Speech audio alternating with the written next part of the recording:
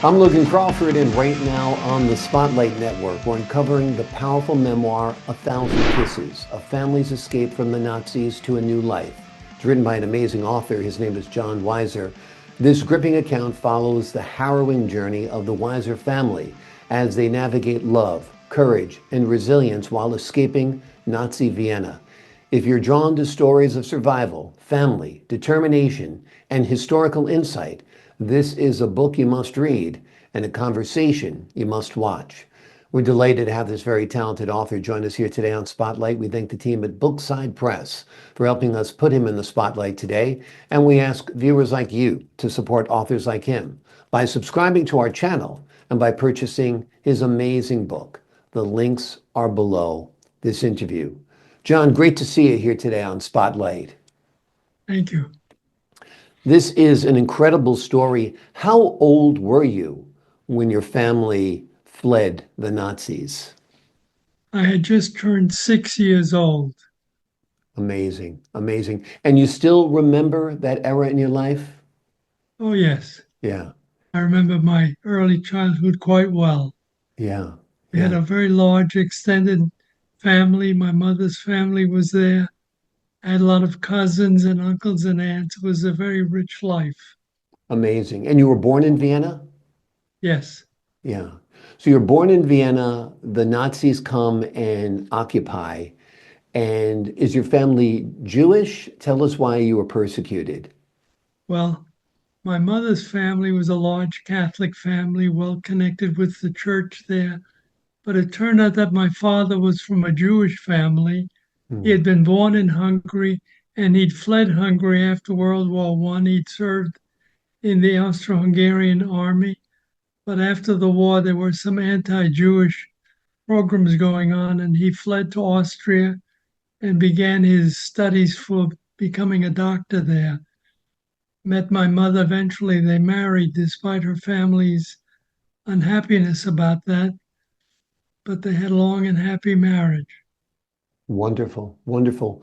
So, how long were you there in Vienna? Tell us a little bit about the escape. I know you were there, you were born, you're 6 years old, you lived there till you're six, and then you fled. But what was the fleeing like? What was it like trying to get out of Vienna at that time? Well, my mother was an Aryan, so she was okay. The Germans accepted her, Mm. although some of them were unhappy that she'd married a Jewish man. And what precipitated this was a little postcard that arrived in our house, I think in August.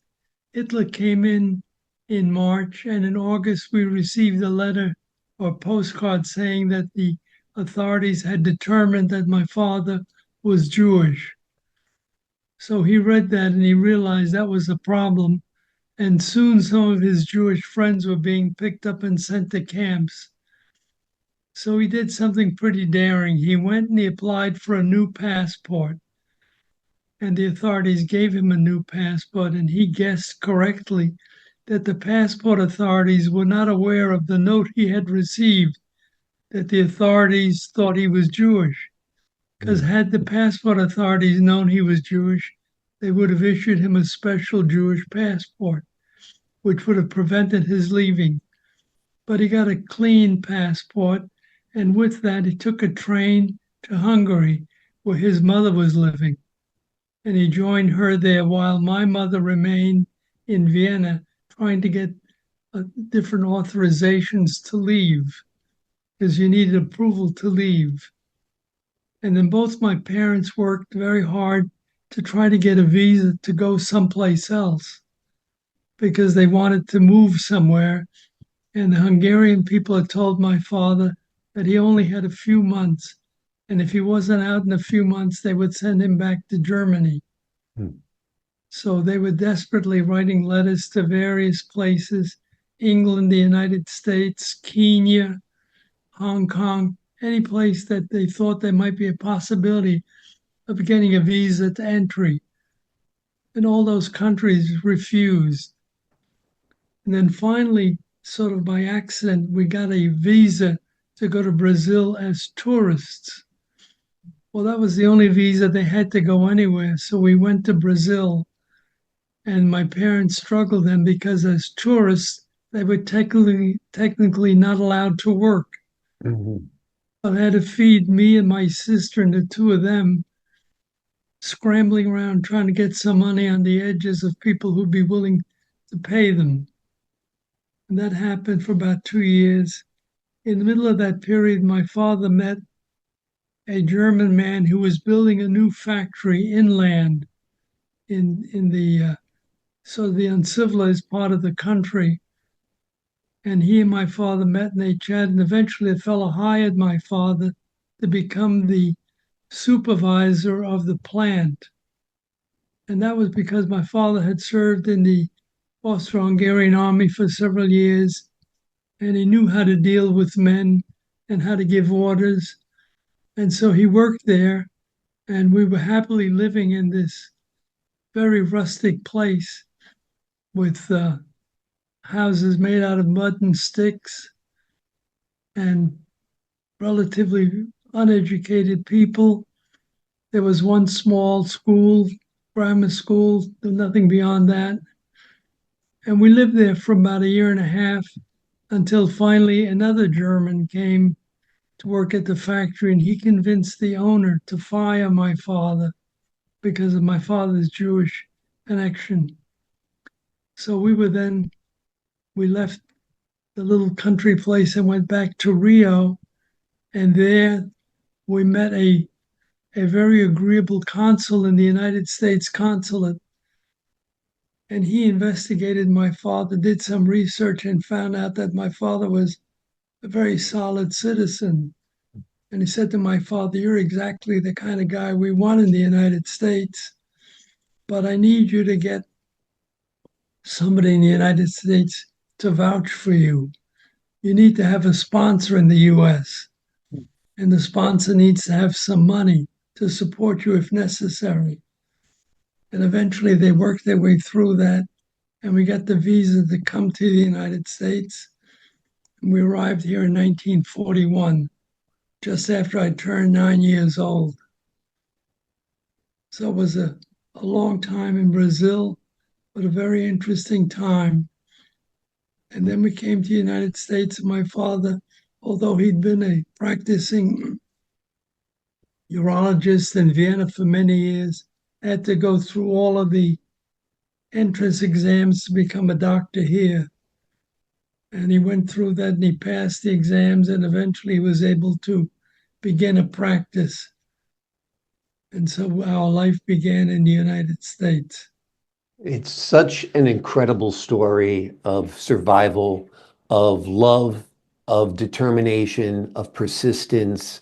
Um, it's just amazing. And I'm so happy that you've preserved this story in a book because people need to know that this kind of hatred isn't ancient history, it's your history. You know, you lived through this. Your father was persecuted. Your family was chased from country to country.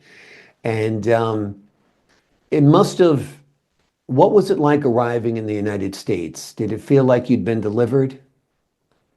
Well, there was certainly a great weight off my parents' shoulders. My father knew he would have to go through the entrance exam and the other issues on becoming a doctor, but at least he knew there was the possibility of being able to earn a living and to support his family. My mother was very happy that finally she was someplace where her husband could earn a living and they could live a normal life. Yeah. My sister and I were too young to appreciate it, but we could see the relief in my parents' faces and the happiness and all the other passengers on the ship as we arrived in New York. Amazing. How long did you spend in New York? Were you raised in New York from that point? Yes, I lived in New York really for most of my life after that until about 1980 when I accepted a position in San Francisco with a very interesting company that brought me from New York to the West Coast. Hmm. Really very grateful to my wife for allowing me to do that because we had a large family. We had 8 children, Wow. And she had a large family herself. She was one of seven siblings. So all of her family was in New York, and she was willing to leave them and move with me to California because Mm, she knew it was a better opportunity for me. yeah. So That's very what family generous is of her. about. It's about love and sacrifice. Your parents proved it, your wife has proved it, and I'm sure you have proved it as well. When your family arrived in New York, did they raise you in New York from that point? Were you in New York City? Were you in Manhattan or Queens or Brooklyn? Tell us a little bit about life growing up in New York City. Well, we were very fortunate. A Catholic relief organization met us at the ship, and they found an apartment on the fifth floor of a walk up on the west side of New York City. Mm, It was a half a block from public school, so we moved into that apartment. And then I went to the public school down the street. And I was there for about 6 months. And then my parents somehow found a boarding school in upstate New York, which was willing to take me on a scholarship basis because we couldn't pay their bills. mm, My parents sent me there, I realized later, because they didn't have enough money to feed me. They had barely enough money to pay the rent and pay for the food for my mother and my sister. My mm, father, as an intern, was living at the hospital and being fed there, but what they pay residents was not enough to cover the other bills. So they shipped me away for a couple of years to a boarding school in upstate New York. That was difficult because I really enjoyed living with my family, but eventually I understood why they did it and I accepted it. mm. And after 2 years, my father was finally able to start making a living and could bring me home. And then we lived in Manhattan where he had his practice. And I lived in Manhattan until I went to college. And then I was in the Navy for a number of years. And then I got married. And when I married, we moved out to Long Island where we could afford to buy a small house. Yeah. Where did you And we move to on raised Long our Island? children there. Yes. Where did you move to on Long Island? Town called Manhasset on the Yep. North Shore. Yeah. Lovely place. Very Beautiful fortunate to place. get. I found a small cottage that was in disarray. I was able to buy it and we fixed it up and we lived there for a number of years before my salary got a little higher and I could afford to buy a regular house in the main part of town. But I had my kids grew up in a very good town, made good friends. I had a good commute. It was a good life. Yeah. It's the American dream. To come Yes, here, to move from the yes. city, to go to the suburbs, to get a little house on Long Island. My parents did it. You did it. It's quite an amazing story that you've told in the pages of this book and the story you've told right here today. I find it absolutely compelling, very, very intriguing and captivating as well. Why do you call the book A Thousand Kisses? When my father first moved to Hungary to escape the Nazis, my mother remained in Vienna. But they wrote each other almost every day, telling him what they were doing and just expressing support for each other. And my father always signed his letters with 1,000 kisses.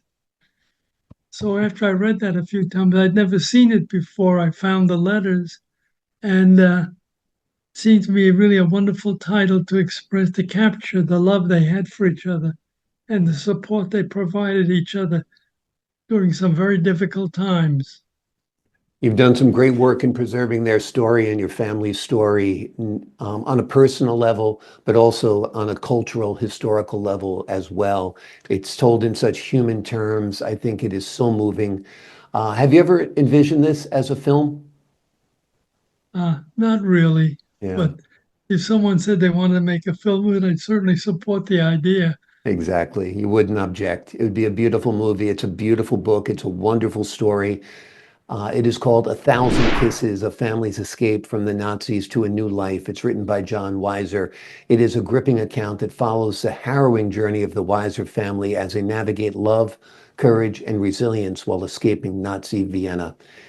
It's an unbelievable read. It's as powerful as the conversation you just heard because the man who just told you it is as articulate as a writer as he is eloquent as a speaker. John, thank you so much for joining me here today on Spotlight. Thank you very much, Logan. Great Hey, pleasure. my pleasure. Great having you on the show. To the folks at home, I'm Logan Crawford, thanking you for your time this time. Until next time on Spotlight.